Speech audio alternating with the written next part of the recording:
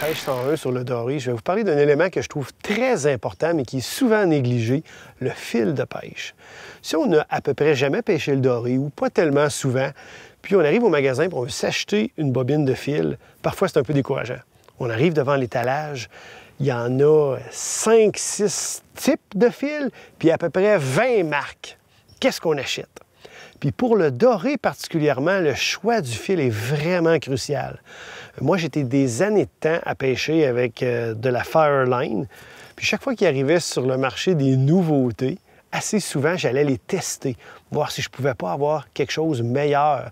Parce que c'est vraiment un élément très, très important pour détecter les touches délicates, comme par exemple à la jig, pour sentir le travail de nos leurres aux poissons nageurs ou pour les aider à aller plus en profondeur à la traîne. Le choix du fil est très important.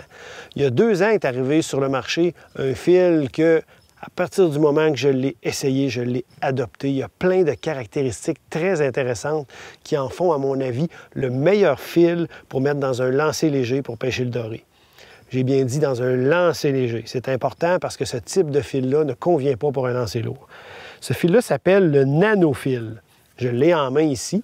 Contrairement au fil tressé, qui est, son nom le dit, c'est plusieurs brins tressés ensemble, ou au fil fusionné, comme la Fireline, où c'est plusieurs brins fusionnés ensemble, le nanofil est fait d'un seul brin. Premier avantage, si vous avez à faire des lancers avec ça, il glisse dans les anneaux. Il n'y a presque pas de friction. On gagne beaucoup de distance de lancer. Puis, c'est aussi le fil, à ma connaissance, qui a le plus petit diamètre pour une résistance donnée. Donc ça aussi, ça augmente notre distance de lancer. Ça aide, par exemple, les poissons nageurs à descendre plus creux. Quelle résistance je vais prendre pour le doré? Bon, ce que j'ai en main ici, c'est une bobine de 8 livres. Mais pour le doré, moi, ce que je vous recommande, c'est 10 livres de résistance. Vous allez pouvoir faire de la jig, du marcheur de fond, de la pêche à la traîne, du drop shot, plein de techniques avec ce fil-là, puis avoir beaucoup de succès. Je le prends de couleur verte. Puis, vous avez un fil vraiment excellent pour faire du doré. Au bout de ce fil-là, je mets...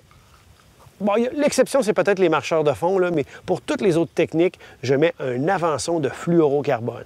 Si vous n'êtes pas familier avec ce type de fil-là, c'est que c'est un fil qui est pratiquement invisible dans l'eau en raison du fait qu'il a le même indice de réfraction de la lumière que l'eau, puis il est très résistant à l'abrasion. Le doré, c'est un poisson qu'on pêche au fond. La majorité du temps, le fil est appelé, est en contact avec le fond. S'il est sensible à l'abrasion, il va couper. Donc moi, je fais un nœud double uni. Allez voir sur le site de l'Heure Juste, vous allez voir une petite vidéo qui vous explique comment faire ce nœud-là si vous ne le connaissez pas.